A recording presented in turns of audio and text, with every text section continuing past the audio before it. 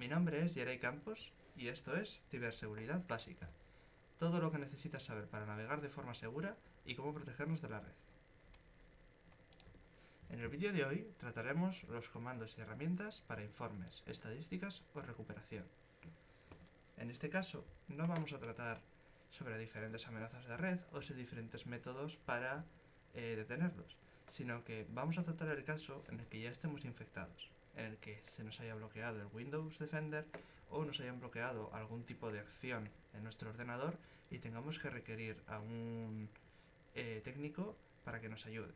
Trataremos las herramientas que nos permiten darles información acerca de nuestro equipo para evaluar si realmente está funcionando bien, si tiene algún problema propio del ordenador o si hay un virus que está haciendo de intermediario para hacernos daño o hacer daño en el equipo. Vamos a tratar con lo más básico, los comandos de CMD. Para abrir CMD tenemos dos alternativas. Una es a través del buscador de Windows, escribimos CMD y nos aparecerá el símbolo del sistema. Otra es pulsando la tecla Windows más R.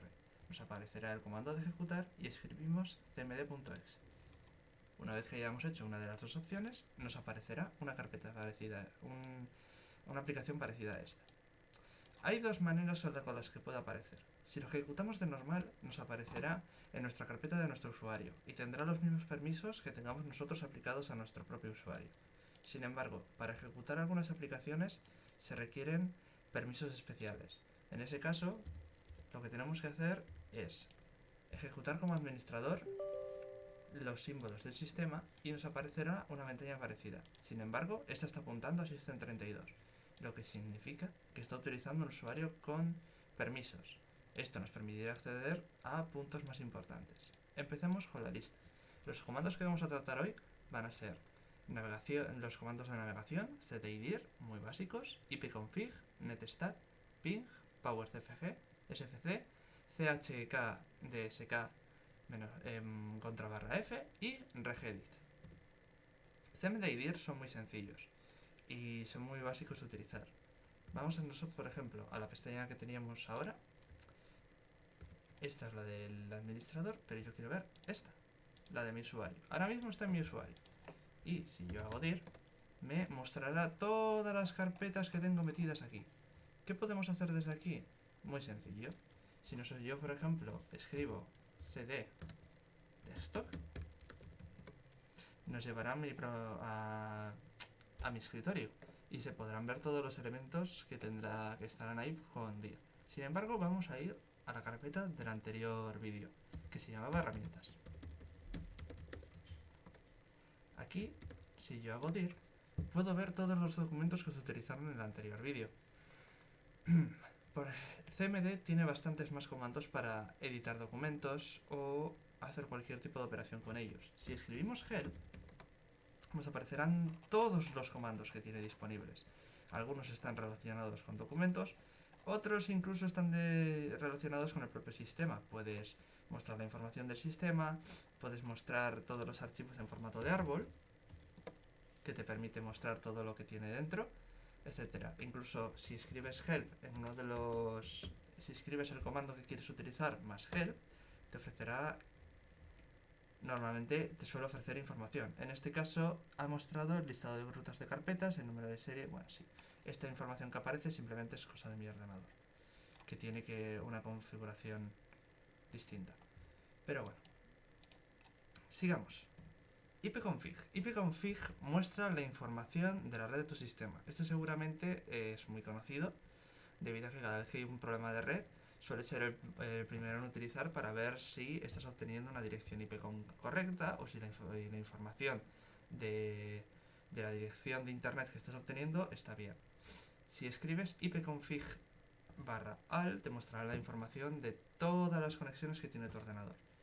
En este caso, esto es muy importante a la hora de hablar con un técnico, porque puede ayudarle a saber si, en caso de que tengas algún problema de internet, si realmente estás conectado bien o no, o si el DNS está bien configurado. netstat-b. Este nos permite saber qué aplicación está utilizando qué puerto TCP. Esto se utiliza más que nada para saber las comunicaciones que están teniendo las aplicaciones. Es útil utilizarlo cuando queremos saber si hay alguna aplicación que está utilizando una aplicación que no conocemos o que no nos suena, saber si está abriendo un TCP hacia nuestro ordenador. En caso de que se trate de un virus, debería de aparecer alguna aplicación extraña, con un nombre extraño, abriendo un puerto que no debería de estar ahí. Ping. Ping es otro comando bastante sencillo. Este lo que hace es enviar paquetes a una dirección en concreto. Con este podemos saber muy fácilmente si tenemos conexión a internet o no. Escribimos ping google.es, enviará una serie de paquetes y si los paquetes fallan, eso significará que nuestro equipo no se puede conectar a internet o no se puede conectar a este caso google.es. Lo que podemos hacer es o escribir una IP concreta o, en su uso dicho, escribir la URL de la página web. El resultado debería de ser el mismo. Ambos paquetes debería enviar una serie de paquetes y los 4 paquetes deberían enviarse bien. PowerCFG. PowerCFG te muestra la información del consumo de energía o del rendimiento de energía de tu ordenador. Este comando es útil sobre todo en portátiles, porque te muestra si hay errores de eficiencia energética o de si hay algunos elementos que no se está haciendo bien. Por ejemplo, PowerCFG Energy te muestra, analiza los diferentes errores de eficiencia que tiene el ordenador. Suele tardar una media de 1 minuto o 2, aunque pongas 60 segundos puede llegar a tardar un poquito más. Y como veis, escribe el propio comando un informe un informe de los resultados que ha obtenido, para darte más detalles y para ayudarte a conseguir el mejor rendimiento posible con tu portátil. Si quieres buscar más otros comandos de PowerCFG o quieres saber más, simplemente tenemos que hacer PowerCFG y contrabarra interrogación. En este caso, interrogación. Una vez escrito, escribirá todos los comandos necesarios para hacer diferentes análisis o cambiarte el propio plan de energía de tu propio portátil. SFC ScanNow. SFC ScanNow realiza una comprobación de todos los archivos del ordenador. En este caso está comprobando si el sistema tiene si algún archivo está comprometido o dañado. Es muy útil, tarda mucho en ejecutarse, pero está bien para si quieres comprobar si algún virus, después de haber tenido algún virus o después de haber pasado el antivirus, existe algún archivo que haya consumido o haya sido corrompido debido a ello. Simplemente lo lanzas, esperas a que se ejecute y también seguramente te puede llegar a dejar un archivo de resultado. Podéis ejecutarlo, yo no lo voy a ejecutar porque tarda bastante tiempo y tenemos que cubrir unos plazos. chk dsk-f. Este comando, al igual que el anterior, se me ha olvidado de decir, hay que ejecutarlo desde el administrador y este hace un análisis también, pero este lo hace a nivel de disco duro y hace un análisis bastante exhaustivo. Si escribís chk-f, seguramente os saltará una alerta de que no puede ejecutar, porque ya se está utilizando el volumen. Seguramente si lo lancéis sobre vuestro disco duro principal es porque lo estáis ejecutando vosotros. Una vez que lo hayáis lanzado, si queréis que se ejecute, podéis reiniciarlo y iniciará la comprobación y alguna reparación, si es necesaria, de los archivos. Esto es útil para cuando queréis comprobar si hay algún archivo a nivel de disco duro que está bien o hay alguno que esté fallando. Es bastante liviano, se ejecuta, tarda un par de minutos una vez reiniciéis y lo tenéis. Una vez que tenéis hecho, ya lo tenéis listo. Regedit. Regedit tiene lo que se podría decir las configuraciones de todas las aplicaciones que tienes instaladas, incluso dentro del sistema. Son una serie de reglas que se van dejando ahí para configurar el ordenador. Sin embargo, muchos virus utilizan estas claves para modificar tu ordenador y para que sea más fácil acceder a él. Por ejemplo, si estás utilizando Windows Defender y nosotros accedemos a Regedit, ¿sí?, podemos llegar a entrar en primero de todo, nos aparece una pestaña así, como apareció en el vídeo, y Si por ejemplo queremos comprobar que nuestro Windows Defender está en funcionamiento, en la pestaña de software, si nos vamos a la carpeta de Microsoft y llegamos abajo hasta el punto de llegar a Windows Defender, aquí tenemos todas las claves que tiene. Hay unas dos claves importantes que son Disable Anti-Spyware y Disable Antivirus, que permiten deshabilitar el antivirus del equipo. Algunos virus lo que van a hacer es modificar este campo y cambiarlo a valor 1. Si están a valor 1, el sistema de Windows Defender no estará analizando tu ordenador. Es importante que aprendáis algunos de estos comandos porque muchos de estos te permitirán no solo hacer este tipo de cosas, sino que puedes llegar a aprender a hacer una copia de un pendrive que tenga algunos comandos, y en caso de que te infecte un virus y se ocupe de, por ejemplo, deshabilitar el ratón, deshabilitar el clic derecho, deshabilitar el teclado, puedas llegar a meter un pendrive y volver a poner todos los comandos bien puestos. Por eso es importante no hacer clic en archivos que sean desconocidos, porque muchos de estos archivos pueden ejecutar estos cambios instantáneamente.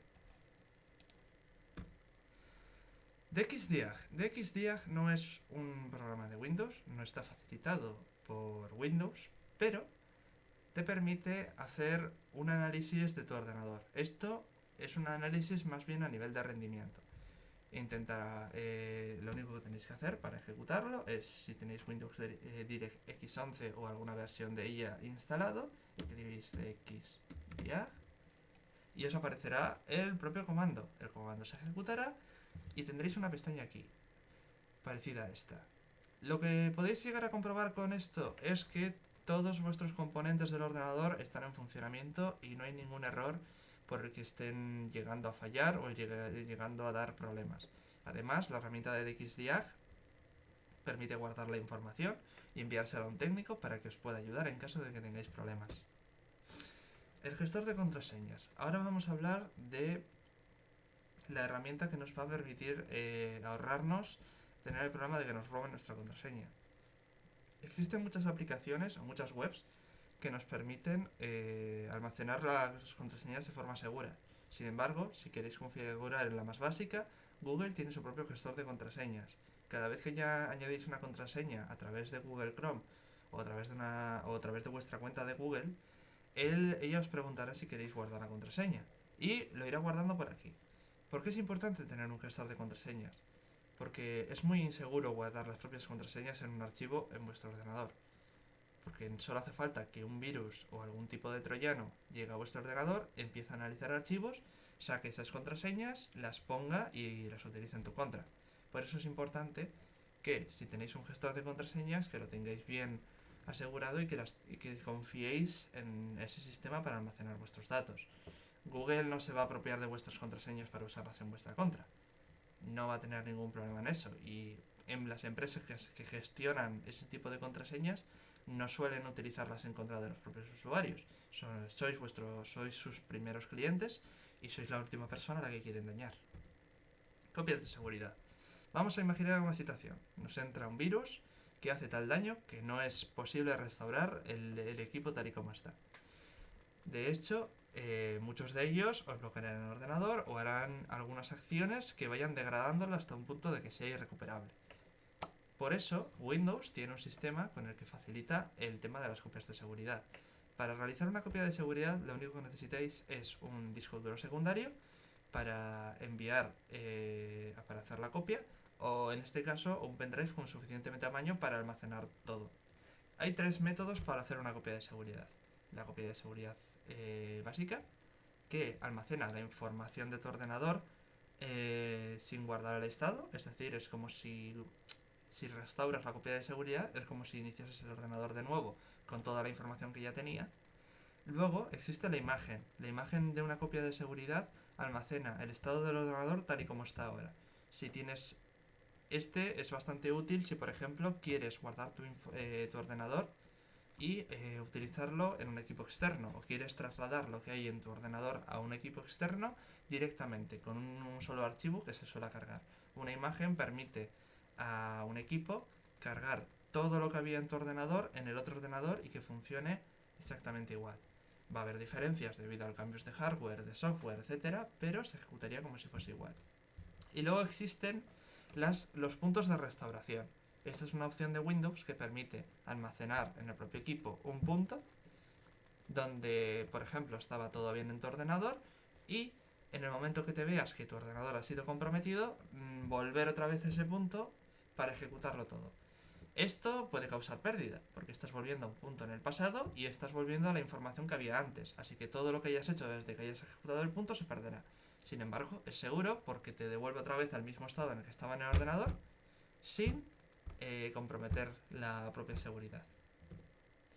Luego, para temas de router, a la hora de dar información o a la hora de hablar con uno de los técnicos, podemos acceder a nuestra router poniendo la IP. Si hemos puesto ipconfig, nos aparecerá seguramente nos aparecerá esta dirección como la primera IP a la que podemos acceder, que es 192.168.0.1. Depende de la compañía a la que estéis contratada o de la empresa, puede ser otra. La podéis ver en ipconfig y podéis encontrar el punto.